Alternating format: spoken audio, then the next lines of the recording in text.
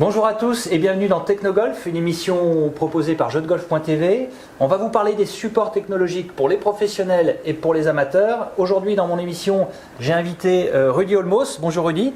Bonjour Guillaume. Donc toi tu es pro au golf de Bourg-en-Bresse. C'est exact. Voilà, et tu vas nous parler de l'optimisation de trajectoire pour tes élèves grâce à ton radar qui est là aujourd'hui, quoi. Tout à fait, plein de bonnes choses pour eux. Voilà, donc dans l'émission, on vous parle de l'optimisation de la trajectoire. Allez, c'est parti.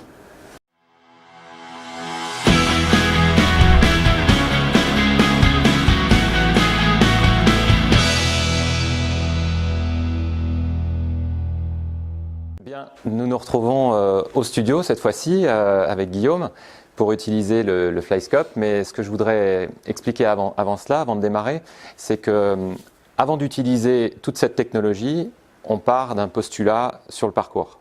Une analyse des trajectoires du joueur, du niveau de jeu, de la stratégie.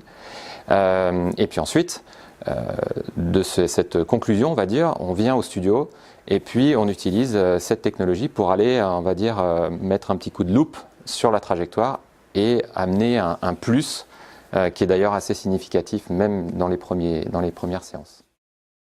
Qu'est-ce que tu veux me faire faire? Ça fait un moment là que j'ai envie de passer dans tes mains avec ce radar. Là. Comment tu veux qu'on procède? Bien écoute, c'est un outil qui est formidable puisque il a énormément de possibilités, mais à la fois ce côté vaste, on va dire, on peut se perdre. Donc il faut qu'on se centre sur un sujet précis. Et c'est un sujet qu'on va aborder aujourd'hui où la plupart des golfeurs amateurs travaillent avec leurs pros. Alors on va dire deux thèmes bien précis. On a l'angle d'attaque du club dans la balle, la façon dont le club arrive, s'il arrive en descendant, s'il arrive en remontant ou plutôt proche du sol, tangentiel, pour dire un mot un peu plus technique. Et puis le deuxième point, c'est l'ouverture du club au moment de l'impact. En fait, il faut expliquer que cet outil nous permet, nous enseignants dans un premier temps, de voir ce que nous ne pouvons pas voir lorsque tu frappes une balle normalement sur le terrain. Donc on a un arrêt précis et pour en revenir à l'ouverture, on appelle ça donc le loft du club. Lorsque tu choisis un fer dans ton sac, ce que tu veux c'est avoir la distance, ta distance à toi. Et dans la plupart du temps, cette distance, elle est perdue. Et on va l'expliquer aujourd'hui, on va traiter ce sujet. Ok, je te tape quelques balles? Ah ben écoute, avec plaisir, c'est parti.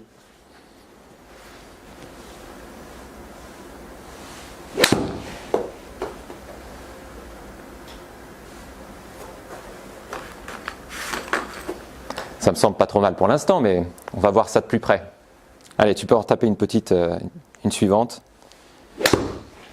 Bon, bah écoute, ces trajectoires sont pas trop mal, ouais. Mais on va rentrer un petit peu plus dans le détail.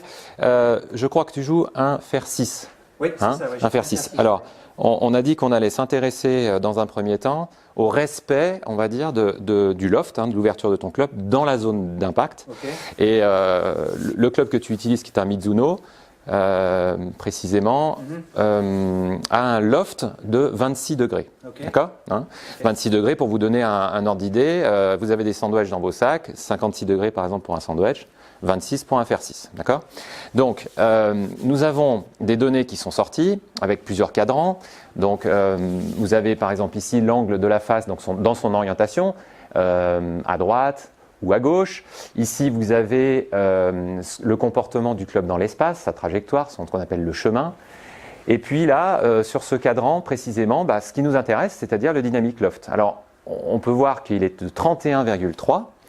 Donc, tu perds un petit peu en puissance, puisque ça, admettons, ça pourrait correspondre à un club inférieur. C'est-à-dire que c'est comme si tu avais tapé un fer 7, par exemple. Donc, ça peut être le cas. On a vu sur le parcours que souvent, tu restais court d'ailleurs. Tu décidais de prendre ton fer 6, mais ta balle, elle est souvent dans les bunkers, quand il y a un bunker devant ou de l'eau. Et donc, aujourd'hui, on pourrait prendre cette donnée-là et puis t'expliquer comment on peut améliorer, déjà peut-être par le placement, pour qu'on puisse avoir un chiffre qui bouge dans le temps et puis que tu puisses vraiment utiliser ton fer 6 à pleine puissance sur le parcours. Voilà. On fait souvent des remarques aussi, des trajectoires trop hautes. Ça, on l'a souvent fait. Ouais, tout à fait. Je satellise, comme on dit, mes balles au ciel, quoi. Hein. Ouais, tout à fait. Donc effectivement, ça peut être intéressant. Alors, il faut préciser que la puissance au golf, c'est un élément qui est, on va dire, qui est attractif, hein, les gens aiment taper fort. Mais je crois qu'avant tout, il faut dire que c'est un jeu de stratégie. Un jeu où on a différents clubs, comme des cartes dans les mains pour un jeu de cartes. Et en fait, quand on décide de choisir un de ces clubs, il correspond à une cible, à une distance, et en fait, on souhaite l'avoir. Donc, sûr, ouais. Déjà, dans un premier temps, il faut respecter ces clubs. Okay. Hein, voilà, et travailler pour. Ok, alors, comment nous allons procéder? Bon, on a une batterie d'analyse et d'exercices, nous, en tant qu'enseignants, par le passé, sans avoir utilisé toutes ces technologies. Mais en tout cas, on a une base fondamentale, c'est que dans l'organisation de départ, avant que tu entames ton mouvement, on doit regarder la façon dont tu te places. Peut-être que déjà, peut-être tes mains sont un petit peu en arrière, on va dire, le manche n'est pas organisé comme il faut. Ouais. On peut déjà voir cela. Donc tu vas t'organiser. Alors, effectivement, le manche, donc le shaft ici, pointe plutôt en direction de ton nombril, oui. Alors qu'on devrait le voir déjà plus dans la région de l'aine gauche.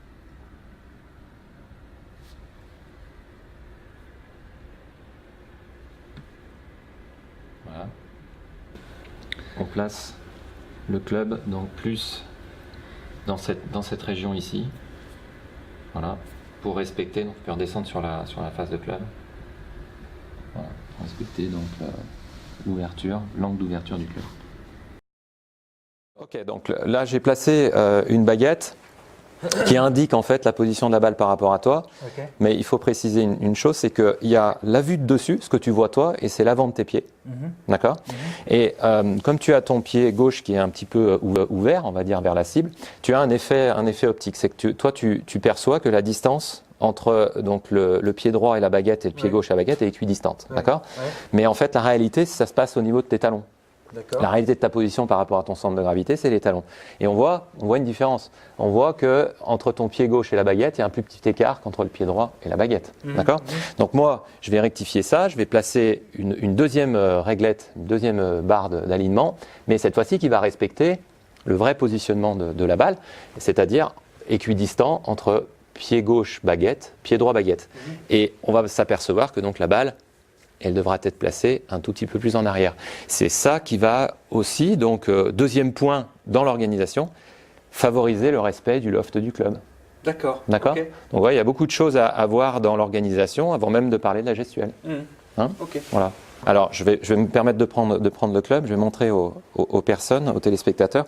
En fait, votre club, lorsqu'il est positionné droit, son shaft est donc par exemple perpendiculaire au sol, la semelle n'est pas organisée correctement.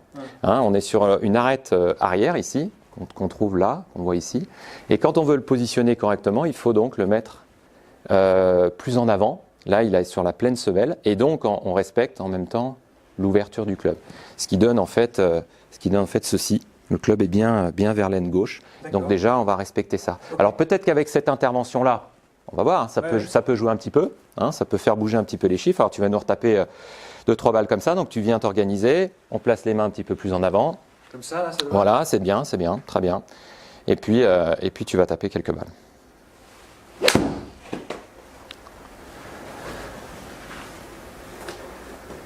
Oui, ça me change, hein, l'organisation, hein, quelques centimètres un peu plus. Oui, alors c'est effectivement ce qu'il faut dire. Alors là, visiblement, ça a été quand même assez rapide. Ouais. Bon, Guillaume est un bon joueur, donc il s'habitue assez rapidement aux consignes d'un coach. On est tombé directement à 23 degrés. D'accord. Hein, donc il faut dire que on n'est pas, on peut être dans une fourchette. Si on est entre 23 et 27-28 degrés, on est bien. Hein, on est bien. Donc là, effectivement, on a corrigé. Ce qu'il faut expliquer, c'est que c'est une adaptation quelque part. Hein, c'est pas quelque chose qui doit être contraignant pour toi. Hein. Donc, venir te placer différemment. On peut aborder après un autre sujet, c'est justement la routine, la façon dont tu vas venir. Et déjà, rien que par cette intervention, on a corrigé ce problème-là. D'accord ? Très bien. Rudy, merci d'être venu dans notre studio. C'était simple, j'ai compris beaucoup de choses, c'était efficace et j'espère enfin que je vais pouvoir me débarrasser de ces trajectoires qui sont depuis des années trop hautes. Bah écoute, je te remercie à mon tour. C'était un honneur d'être avec toi, ce moment passé, partagé. Et je souhaite aussi bien sûr que tes trajectoires s'améliorent. Avant de conclure, j'aimerais vous donner un petit conseil. Le FlyScope est un outil qui est très élaboré, qui est très techniquement, on va dire, difficile à utiliser. Donc je vous conseille de le faire avec un professionnel, quelqu'un de diplômé, qui sait se servir de la bécane. Comme je dis toujours, dès que vous achetez un nouveau matériel, que ce soit un téléphone, un ordinateur, vous n'utilisez finalement qu'une vingtaine ou trentaine de % de son potentiel. Donc vraiment, allez voir des professionnels pour la suite. Ok, écoute, merci pour ton intervention Rudy. Nous on vous dit à très vite pour une prochaine émission Technogolf. Bye bye. Bye bye.